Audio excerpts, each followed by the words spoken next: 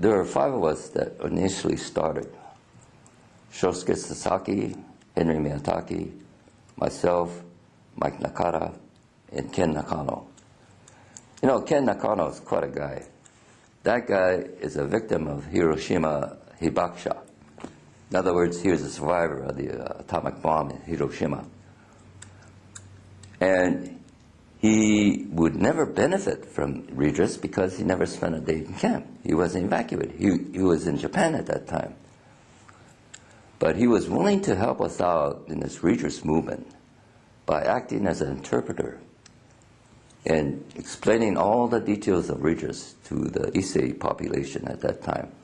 And you know, there were quite a few Issei still alive at that time. And this was back in 1975. And so we said, hey, let's get this thing rolling. So our first plan of attack was try to get JACL involved in it. And we said, hey, let's make a tape and tape recorder and send this tape to all the chapters in the Japanese American Citizens League. And so Shosuke and Mike, they're very good writers. And they wrote a speech of all the injustices that were done to the Japanese American people during World War II. And I wish I had a copy of that tape, but I don't. But it was a real good oratory of why we should do redress. And both Mike, Henry, and, well, all 3 of them, Henry and Shosuke and Mike, they all wrote the speech and edited. And Shosuke made the oral presentation on tape. And we tried to get money from we tried to raise money. And I was a member of the Nissei Vets Committee. And I knew they had some money, so I went to a Vets meeting one time, and I said, well, when I arrived at the Vets meeting, it was sort of funny because the Vets, all the old timers looked at me and said, hey, Chuck, what do you want this time? Because before that, when the Vietnam War was going on and the Civil Rights Movement was going on, I poked my face in a Vets meeting one time and I said, hey, you know, you guys in the Vets should do something about the Civil Rights Movement. You guys got your ass kicked during World War II, worse than the blacks. You guys were thrown in prison, and you guys came out fighting. And, you know, you guys fought for your civil rights. And I said, gee, you know, the blacks are doing the same thing. They're fighting for their civil rights.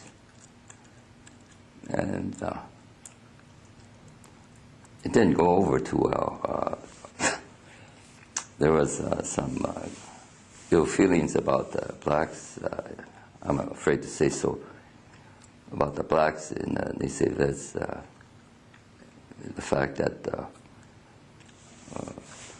I guess, in one battle or something like that, the 442nd was in the front area, and